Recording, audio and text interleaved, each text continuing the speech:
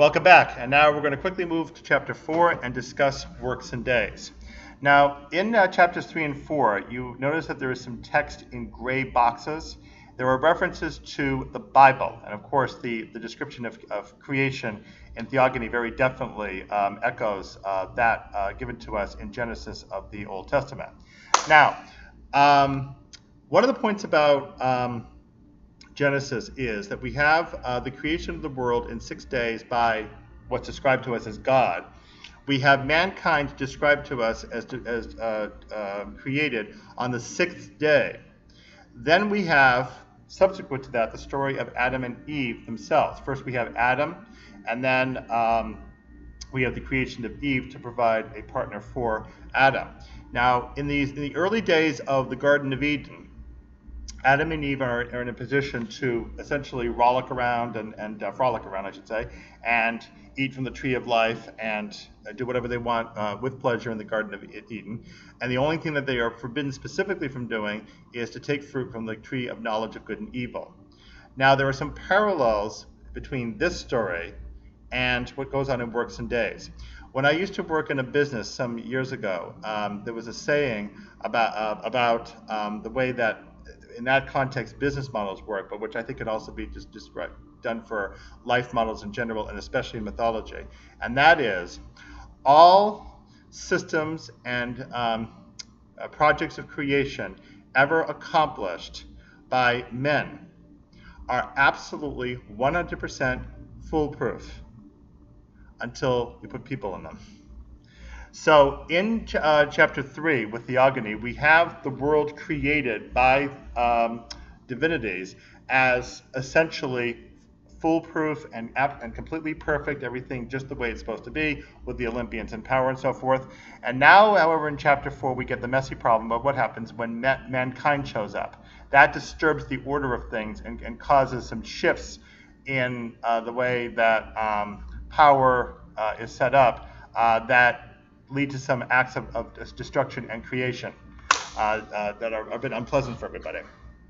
Okay, so here's what goes on with Works and Days. The first matter to note about Works and Days is that this is a much more personal work for Hesiod, because it is written to his brother Perses.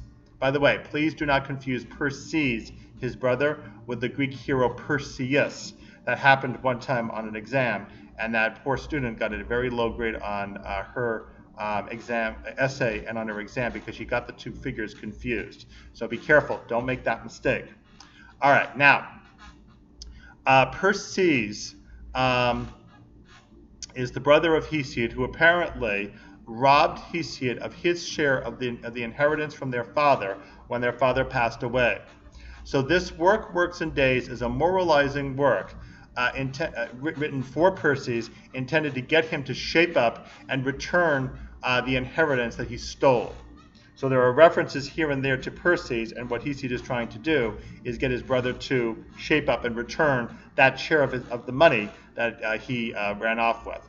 I would suspect, knowing human nature, that it's unlikely that Perses listened to anything that Hesiod had to tell him in this poem, but we are not told either way what actually happened there. But that's part of what's going on in this work. So after Hesiod gets done castigating his brother Perses at the beginning of the work, he then mentions the division between two forms of strife. Now, so the word for strife is eris, E-R-I-S, which is interestingly close to eros, the word for love. Eris, just like eros we talked about in the last video, is also twofold. One form of eris, the more carnal type, is the internecine form of competitiveness or strife that causes destruction. So there's fighting and cities sacking other cities, or people pillaging other people's houses and stealing their property, and murders and battles between two armies or two fleets or whatever it might turn out to be. All of that is the fighting form of eris. But the other form of eris, which is comparable to another Greek word, pilunikia, which means love of strife or love of victory, depending on how you spell it, refers to the kind of competitiveness that is more positive in society to get people to strive once against the other in order to improve their own excellence and also the excellence of the society that they live in. So that would be the form of competitiveness, for instance, in the Olympic Games, which, by the way, had their foundation around the time that Hesiod was alive, in 776 BC. Hesiod's own dates for his bio are thought to be around maybe 750 or so BC, maybe a little early, maybe a little bit later, contemporary with Homer. So in the 800s, 700s BC are the period of in the beginning of the Archaic Age of the earliest forms of literature, and it's right in this period, 776 BC, that we also have the Olympic Games, and again, that positive form of competitiveness between athletes. And of course, as athletes compete, they also represent their cities, so that's a way for cities to compete with each other as well. The Greek world was really big on competitiveness, and if you won, you were celebrated very highly, and if you lost, you were really demoralized and derided quite severely. So losing was a bad thing in the ancient Greek world, as we'll talk about later when we get to Greek tragedy. All right, so Hesiod mentions these forms of strife, and then he mentions the big conflict that comes up about the humanity. The thing is that after the Olympians defeated the Titans, Prometheus initially, in this version, was given a boon, because Prometheus, even though he was a Titan, and his brother Epimetheus, also a Titan, assisted the Olympians to defeat the rest of their family. So therefore, they are given the boon to assist with the creation of plants and animals on the new Earth, and that's going to get, in particular, to humanity.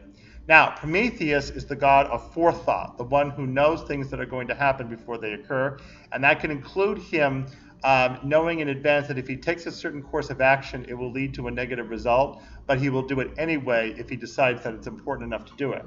Epimetheus, his brother, is the god of afterthought, and he will not recognize the consequences of his actions until it's too late. So he'll act first and realize it later, that he should not have done what he did. Now, Prometheus and Epimetheus work together with Zeus. However, Prometheus, even though he is given this boon, is suspicious of the Olympians, especially Zeus, because the Titans and the Olympians obviously don't get along too well. And he says to Epimetheus, "Be very careful, brother dear. Do not accept anything of value from Zeus. It is possible Zeus will try to trick you." So Prometheus suspects that this might not go too well, and therefore wants Epimetheus to pay attention. Of course, Epimetheus doesn't, and we'll see in a moment the consequences of that.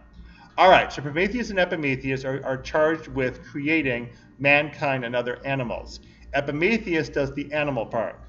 And after the animals are created, he gives each one of them an attribute. So deer now can run fast, and lions are given the loud roar and the capacity to eat. And fish, of course, can swim, and so forth. So all the various animals get various attributes.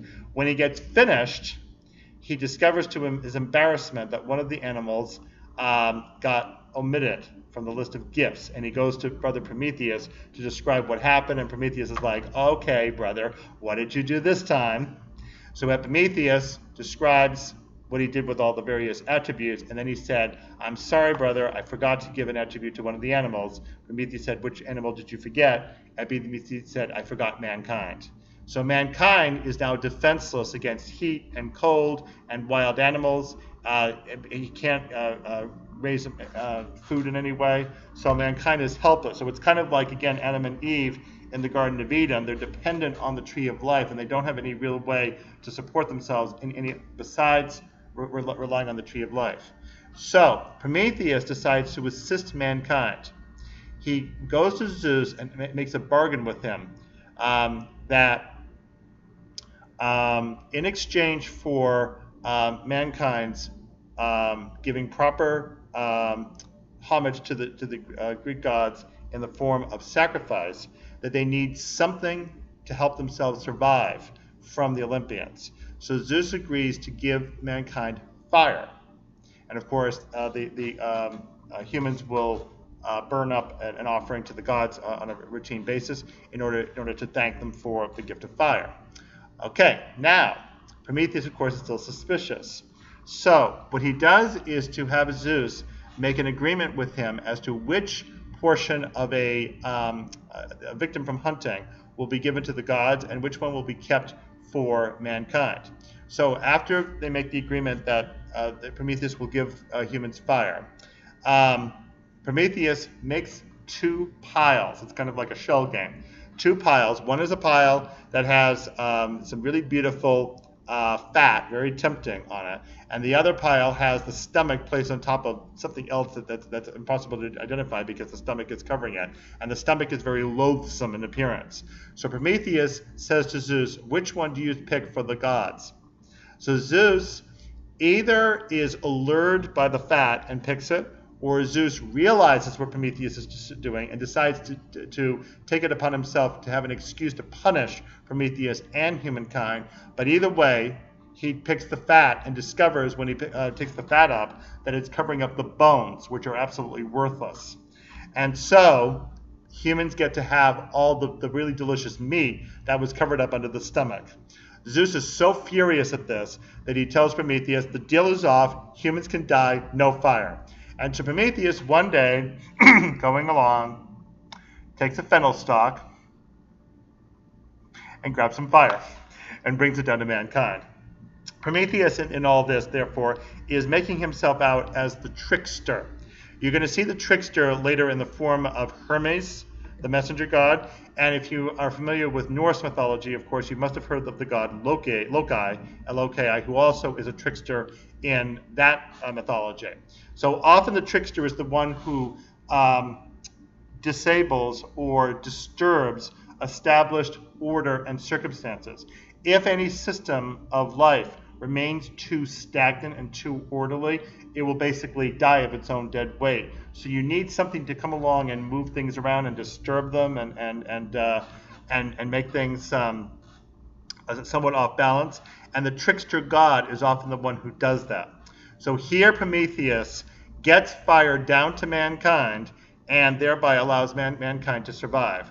Zeus, of course, is so furious at this that it is this act that gets Prometheus chained up, just like Jesus, on the Caucasus Mountains. Thereafter, there's another version that comes up later in Works and Days that talks about the flood. But thereafter, Zeus now punishes mankind by having all of the gods team up to create this goddess Pandora. She's the most beautiful woman that we have. Pandora is given many attributes from the gods, including foxiness, vixen-like quality, extreme beauty. And Pandora also has apparently a jar with her. She brings that jar to Epimetheus, and Epimetheus is given Pandora as a gift by Zeus, with the one condition that neither of them is to open this jar that apparently Pandora has. So Epimetheus, of course, remember, was warned not to accept gifts from Zeus, but he doesn't listen, and he ends up accepting this jar and Pandora. Sometime later, Pandora apparently gets curious about what's in the jar and opens it, and it turns out that all those evils that we saw described in that passage from Theogony, last video, all come flying out everywhere. Pandora, after getting shocked by all these awful things flying out, finally is able to get the lid clamped back on the jar and is able to keep hope trapped inside the jar. So we have Pandora, who essentially becomes the downfall of mankind in the sense of introducing all these evils to mankind. And of course, Pandora, therefore, is the allegorical with Eve in our story of Adam and Eve, because it is she who is tempted with the tree of knowledge of good and evil by the serpent. And so she decides, just like Pandora undertakes to open this jar, she decides to take the fruit, eats it, and then also shares it with Adam. He eats it, and it is from that act of disobedience that they, first of all, become ashamed of their nakedness that they before hadn't worried about, and they suddenly cover themselves up. And then after God discovers what they've done, they are punished by being tossed out of the Garden of Eden. They now have to work for their bread. They have to give. She has to give children in pain. and the serpent now is the enemy of humans, and is going to get beaten with a stick, and he's going to sting them on the heel. And now humans are essentially in a disgraced subordinate state in relation to the gods because of this act of disobedience. Now, that's what we may think is going on with the story of Pandora. But now we're going to come back in the next video, and I'm going to expand on this with Works and Days. I think there's actually something else going on with this story of Pandora that we need to pay more attention to. So come on right back for the next video, continuing on with Works and Days.